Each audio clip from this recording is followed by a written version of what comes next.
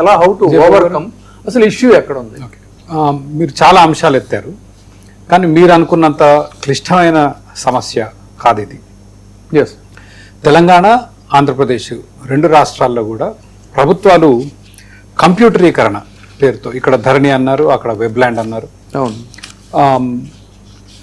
Land records అన్నిటినీ కూడా digitise చేసే క్రమంలో వాళ్ళు అధికారులకి ఇచ్చింది ఏంటంటే ఇవన్నీ కంప్యూటర్లో ఎక్కించండి అన్నప్పుడు దానికి ఒక డెడ్ లైన్ పెట్టారు, గవగవ చేయాలన్నారు, గందరగోళం చేశారు ప్రభుత్వం. ఏం చేశారంటే అధికారులు ఆంధ్రప్రదేశ్లో బ్రిటిష్ కాలం నాటి రికార్డులు 1911 నుంచి 1913 అంటే 110-115 సంవత్సరాల క్రితం రికార్డులు తవ్వి, తెలంగాణలో నిజాం కాలం నాటి రికార్డులు తవ్వి, వాటిల్లో ప్రభుత్వ భూమిగా ఏదైతే మార్క్ చేసిందో ఆ భూములని 22లో పెట్టారు. అంతే, అదే సమస్య ఈరోజు. ఆ సమస్య ఒక్కటి మీరు పరిష్కారం చేస్తే 80% వెళ్ళిపోతాయి, ఇక మిగిలిన 20% మెల్లగా చేసుకోవచ్చు. 1911-1900లో అంటే దాదాపు 110-120 సంవత్సరాల క్రితం ఏదైతే రికార్డు ఉందో దాన్ని తవ్వి తీసి దాంట్లో ప్రభుత్వ భూములన్నీ ఏవైతే ఉన్నాయో వాటిని మళ్ళీ ప్రభుత్వ భూములుగా గుర్తించారు. ఈ 120 సంవత్సరాలు ఏం జరిగింది? రకరకాల సేల్స్ ద్వారా ప్రభుత్వమే ప్రజలకి ల్యాండ్ సీలింగ్లో కొంత ఇచ్చింది, భూదాన్ మూవ్మెంట్లో కొంత ఇచ్చింది, ఇనాం భూములు కొంత ఇచ్చింది. ఏది గ్రామాల్లో జమీందారులు ఉన్నప్పుడు గ్రామంలో రకరకాల కుల వృత్తులు ఉన్నాయి, వాళ్ళందరికీ తలా ఒక 3 ఎకరాలు 5 ఎకరాలు 10 ఎకరాలు అని ఇచ్చేవాళ్ళు.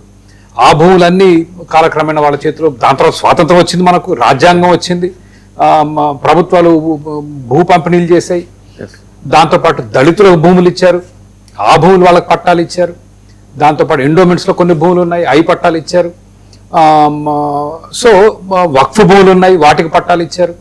దాంతోపాటు ప్రభుత్వం మీరు పాకిస్తాన్ తోటో చైనా బార్డర్లోనో యుద్ధం చేసి వెనక్కి వస్తే వాళ్ళకి ఇచ్చారు, వాళ్ళకి భూములు ఇచ్చారు. ఏ భూమి ఇచ్చింది ప్రభుత్వం? ప్రభుత్వ భూములు ఇచ్చింది, ప్రభుత్వ భూములు ఇచ్చారు వాళ్ళకి. పోలీసుల్లో కాస్త గట్టిగా ఈ నక్సలైట్లు వాటిలో బాగా గట్టిగా పనిచేసిన వాళ్ళకి ఒక రివార్డుగా ప్రభుత్వ భూములు ఇచ్చారు. అవన్నీ 22లో పడేశారు ఇవాళ.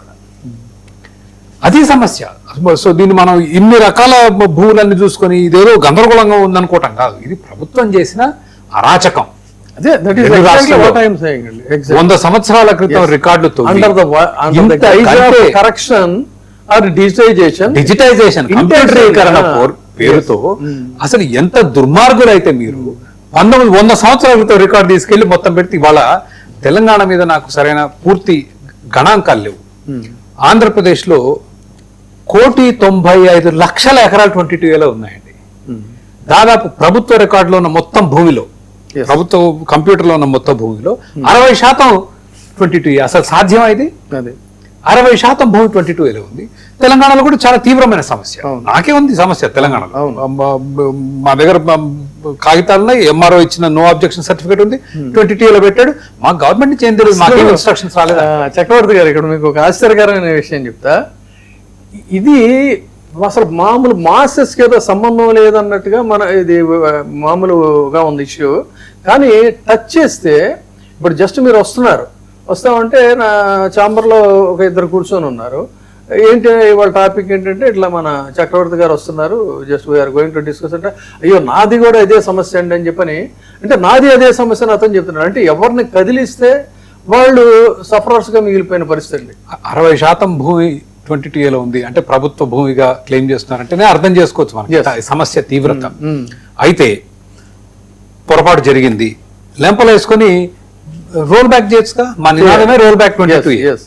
రోల్ బ్యాక్ చేయకుండా దీన్ని ఒక ఇండస్ట్రీగా మార్చారు. ఇది ఒక మాఫియా అయింది. ఎగ్జాక్ట్లీ 22లో రెగ్యులర్ గా ప్రతి నెల ఆస్తులు తీస్తారు, ఒక 20-30. ఏంటి అంటే అదొక రింగు. సర్వేయర్ దగ్గర నుంచి revenue inspector, MRO, RDO, joint collector, sub collector, collector, MLA. నా భూమి 4 ఎమ్మెల్యేతోనే అయిపోతుంది అంటారా? ఇంకా దాని తర్వాత ఎక్కడ పోతుందో మనకు తెలియదు. మీకు ఎమ్మెల్యే కూడా ఎందుకో చెప్తాను, ఎందుకంటే కలెక్టర్ ఆఫీస్లోనే చేయించవచ్చుగా, ఎమ్మెల్యే దాకా మళ్ళీ ఎందుకు పోవటం?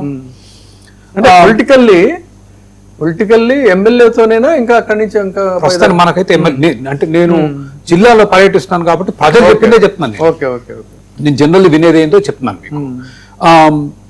జస్ట్ ఉదాహరణ, నా భూమి గురించి నా లాయర్కి ఫోన్ చేశానండి. ఇట్లా 22 ఏళ్ళు కోర్టు కన్నా పోదాం సార్, అసలు ఎన్నేళ్ళైనా సెటిల్ కావట్లేదు, ఆ ఎంఆర్ఓ ఆర్డీఓ దగ్గరికి పోతే మాకు ఇన్స్ట్రక్షన్ లేదు గవర్నమెంట్ దగ్గర నుంచి అంటారు. ఎందుకు సార్ టైం? ఇప్పుడు లాయర్ ఏం కావాలి, చాలా సంతోషపడాలి, క్లయింట్ వచ్చేట కేసు వేయచ్చు, మళ్ళీ 1 లక్ష 2 లక్షలు వస్తాయని. ఎందుకు మా ఎమ్మెల్యేతో